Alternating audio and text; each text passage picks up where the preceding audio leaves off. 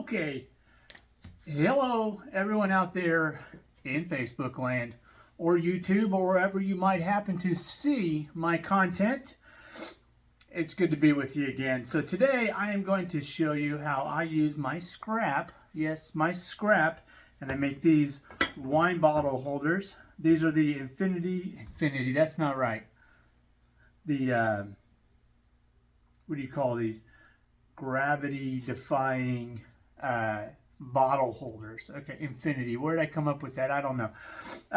So here we go. They defy gravity. So basically they use the center of gravity here to hold that bottle up, and they look great. I sell these all the time, and they can be made with scrap. So I'm going to show you how to make it. And in fact today it's just going to take a couple tools here.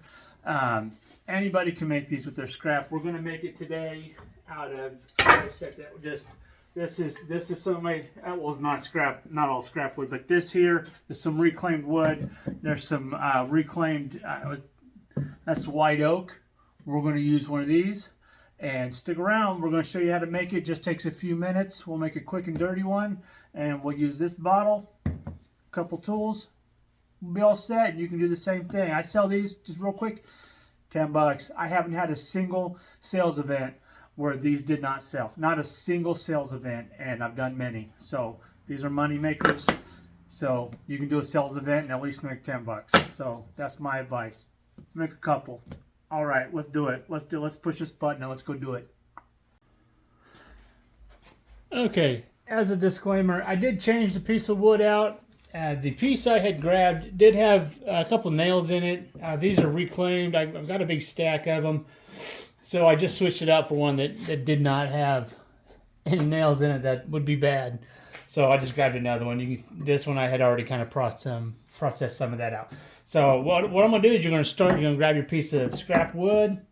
I mean, this is literally just a junk piece of wood. So it hasn't been processed at all, except for I've taken the nails out. So we're going to go out. I'm going to go 10 inches. Between 9.5 and 10 inches is what you want. And it doesn't matter as long as you kind of really get over the 9.5 inch mark. So I'm going to go right to 10. And let me just mark that real quick. Helps if you have your pen or your pencil. Let's give that a cut. Step one, done. Now the next part is we need to change our miter saw just a little bit. I figured I'd pick this up, and it's just easier to hold this thing instead of messing with this fancy stand. Anyway, so most miter saws, and you can do this, you can set your table saw to this if you want, but mine has a set stop at 31.6 degrees. Let me show you here. There we go. 31.6 degrees. So I'm just going to take and set it right there. It locks right in, just like that. And for safety, I'm going to put you back on the stand. So let's do that.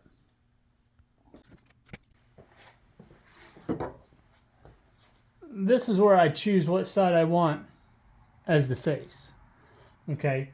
So I'm going to choose, I think that side looks nice. But I mean, it's a scrap piece. So this one, I guess it doesn't matter. But so we'll say that's the face, just because. And I can dress it up later or before. You should probably do it before. All right, here we go. Anyway, there you have it. Okay, this next part may make sense, and to some it will, and to some it won't. And it's a little bit weird, but the hole, we don't measure from the top. And this is why it didn't really matter so much if it was, 9.5, 10 inches long. If you make it 12 inches tall, you might come into some weight issues with how the weight distributes on the tall end. We're going to measure from the bottom, and for that I've always had luck at 7 3/4 inches. So if you see here, I've got I've already measured this one out just to 7 3/4 inches right there to the center. So here we go, 7 3/4 inches, 7 3/4 inches. Okay, so we're just gonna mark right here, okay, and I'm gonna find the center here, and we're gonna mark the center of this, and we're gonna take it over to the drill press, and we're gonna put a 1 3/4 inch hole right through the center of this mark. Okay, so I'll take you over there, get your Forstner bit ready, and I'm gonna show you how it's done. Bam. That guy say 1 3/4. It's 1 1/4. Don't listen to him. That's 1 1/4. You do 1 3/4, it ain't gonna work. 1 1/4, like this. What? Okay, don't mess it up. Don't mess it up. 1 1/4. You're gonna mess it up and you're not gonna like him. Listen to me. 1 1/4. Okay. Got it marked right here. That's in the center. Got it marked up from the bottom. 7 3/4 inches. Okay. Got my sacrificial piece underneath there. And here we go. Let's get it lined up. And easy peasy. All right, let's give it a shot.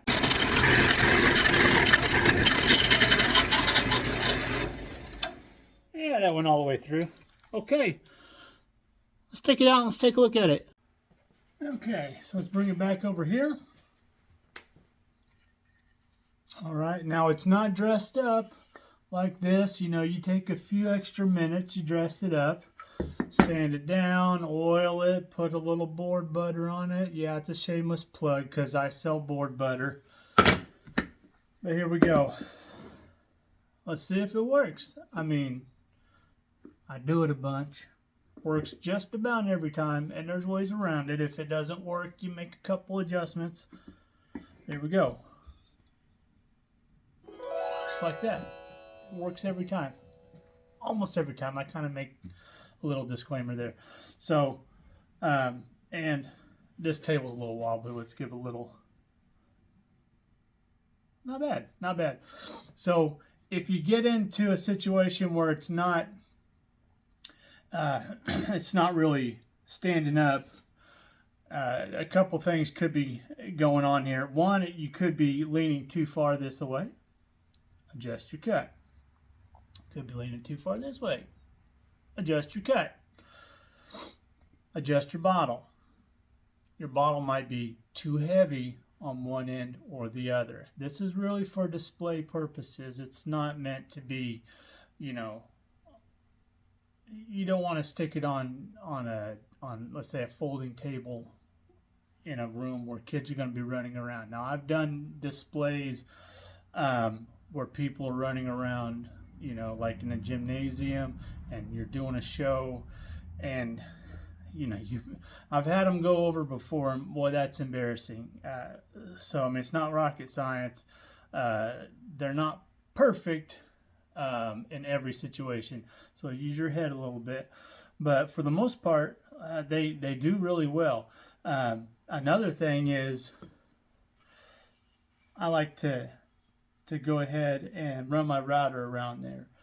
You know, route that out a little bit, just around the outside of that, and that will give you a little tilt on your bottle just a little bit. It kind of softens the look a little bit, and you can also, that will help you adjust that bottle where it leans. And so if it's not holding right, change the size of that router bit in there. So let's say you just want to put like a chamfer in there, right? So I've got a 15 degree or a 45 degree, or you just want to do a round over. Each one of those will change the angle of that bottle just a little bit, but give it a shot.